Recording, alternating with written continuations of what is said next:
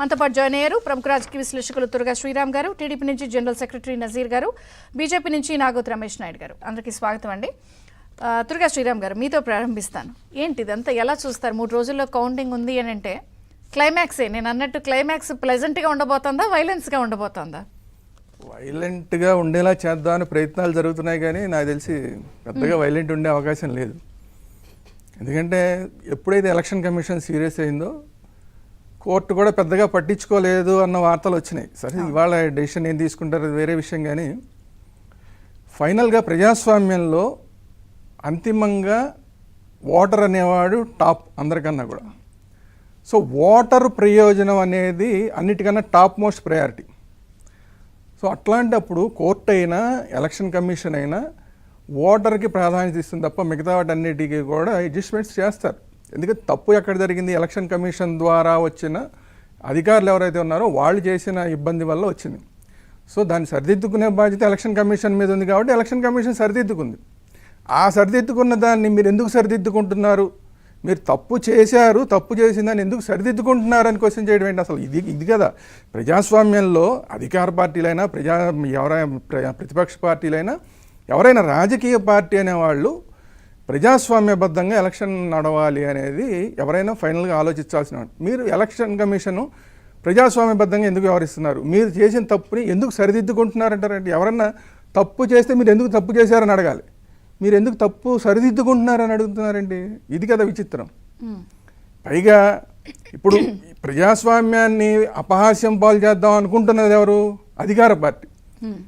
మన రూల్స్ పాటించడానికి లేవని చెప్తున్నారు. తప్పు చేసినా పొరపాట్లు చేసినా పర్వాలేదు అని ఓపెన్గా చెప్తున్నారు. అసలు తప్పు చేయకుండా చూడాల్సిన బాధ్యత అధికార పార్టీది, ప్రభుత్వానిది. ప్రభుత్వ సలహాదారుగా ఉన్న వ్యక్తి మన రూల్స్ పాటించాల్సిన అవసరం లేదని చెప్తున్నాడు. అసలు రూల్స్ పాటించాల్సిందే ప్రభుత్వ అధికారులు, మిగతా వాళ్ళని కూడా సామాన్యులు కూడా రూల్స్ పాటించేలాగా చేయాల్సిన బాధ్యత వాళ్ళది. రూల్స్ పాటించాల్సిన బాధ్యతను నిర్వర్తించవలసిన వాళ్ళే రూల్స్ పాటించక్కర్లేదంటే ఇక ప్రతిపక్షాలు పాటిస్తాయి. నువ్వు ఒకటంటే అదే ఎప్పుడో మన ప్రధానమంత్రి గారు ఒక ఆయన చెప్పారు పాకిస్తాన్ వాళ్ళతో, నువ్వు తమలపాకుతో ఒకటంటే నేను తలుపు చెక్కతో 2 అంటా అని శాస్త్రి గారు చెప్పారు ఎప్పుడో. అలాగా అధికార పక్షం నువ్వు కంట్రోల్ చేయవలసిన వాడి నువ్వే నేను కంట్రోల్లో ఉండనంటే ప్రతిపక్షాలకు తెలియదా ఏం చేయాలో. బట్ వీటన్నిటికన్నా కూడా ఎప్పుడైతే ఎలక్షన్ కమిషన్ చాలా సీరియస్గా రియాక్ట్ అయిందో, ఈరోజు మనం ఎవరైతే ఎలక్షన్ ఏజెంట్లుగా కూర్చుంటున్నారో, ఏ పార్టీకి సంబంధించిన వాళ్ళైనా ఎలక్షన్ కౌంటింగ్ ఏజెంట్లకు ఎవరైతే కూర్చుంటున్నారో వాళ్ళందరికీ మన బాధ్యతగా కూడా మనం తెలియజేయాల్సిన విషయం ఏంటంటే, జాగ్రత్త పడండి, రూల్స్ పాటించండి. రూల్స్ పాటించకపోతే మిమ్మల్ని ఎవరైతే రెచ్చగొట్టిన నాయకులు ఉన్నారో వాళ్ళందరూ సేఫ్గానే ఉంటారు, కానీ మీరందరూ జైళ్ళల్లో ఉంటారు.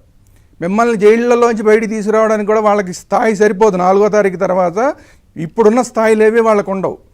కాబట్టి జాగ్రత్త పడవలసిన బాధ్యత. ఊరికే ఎవడం వాళ్ళు చెప్పారు వీళ్ళు చెప్పారని రెచ్చిపోతే మీరు జైళ్ళల్లో ఉంటారు, మీ పెళ్ళాం బిడ్డలు ఇంట్లో కూర్చొని ఏడుస్తూ ఉంటారు. దీన్ని దృష్టిలో పెట్టుకుని ఏ కౌంటింగ్ ఏజెంట్ అయినా కూడా వ్యవహరించాలి. సిఆర్పిఎఫ్ ఉంది, మామూలు స్టేట్ పోలీస్ మాత్రమే కాదు, సిఆర్పిఎఫ్ కూడా అక్కడ ఉంటుంది. అన్ని కెమెరాలు మీ మీదే దృష్టి సారిస్తున్నాయి. ఎవరైతే కౌంటింగ్ ఏజెంట్లు ఉన్నారో వాళ్ళ మీద దృష్టి సారిస్తున్నాయి. అందువల్ల ఎవరు పిచ్చి వేషాలు వేసినా కూడా ఇమ్మీడియట్గా లోపల వేయడానికి ఎలక్షన్ కమిషన్ సిద్ధంగా ఉంది. ఈ రోజున్న మీరు అనుకుంటున్న ప్రభుత్వం తాత్కాలిక ప్రభుత్వం మాత్రమే. మిమ్మల్ని ఎవరైతే రెచ్చగొడుతున్నారో వాళ్ళు తాత్కాలిక పదవుల్లో ఉన్నారు. వాళ్ళు ఒరిజినల్ పదవులు ఎప్పుడో పోయినాయి, ఇప్పుడు తాత్కాలిక పదవుల్లో మాత్రమే ఉన్నారు. ఈ తాత్కాలిక పదవులు కూడా 4వ తారీఖు పోతాయి. అందువల్ల అందరూ కూడా జాగ్రత్త పడండి. ఎందుకంటే నేను చెప్తున్నది ఏంటంటే, ఇలాంటి కమేడియన్స్ ఎప్పుడైనా ఇందాక మీరు చెప్పారు విలన్ ఎంత ఇదైతే, వీళ్ళంతా విలన్ స్థాయి దాటిపోయి 4 రోజుల క్రితమే విలన్ స్థాయి దాటిపోయింది. వీళ్ళు ఇప్పుడు ప్రస్తుతానికి కమేడియన్ స్థాయిలోనే ఉన్నారు. వీళ్ళకి ఏ హక్కులు లేవు, ఏమీ లేవు. ప్రభుత్వం ఇప్పుడు ఆఖరికి పోలీసులు కూడా వీళ్ళ మాట వినే పరిస్థితి లేదు. అందువల్ల వీళ్ళు కమేడియన్స్గా మాత్రం మిగిలిపోతారు. అంటే ప్రతి అభ్యంతరానికి మీరు అడ్డుపడండి, ఆర్గ్యూ చేయండి, నోరేసుకు పడిపోండి. ఇదేంటి అసలు? అంటే ఇదా గైడ్ చేసే విధానం? రూల్ ఎంతవరకు ఉందో అంతవరకు ఆర్గ్యూ చేయడం వరకు పర్వాలేదు. రూల్ని దాటి ఆర్గ్యూ చేస్తే మాత్రం అది వైలేషన్ కింద వస్తుంది.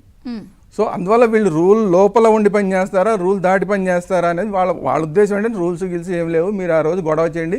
వీళ్ళు సేఫ్ ఎగ్జిట్ని చూస్తున్నారండి, ఎలాగో ప్రభుత్వం పోతుందని అర్థమైపోయింది.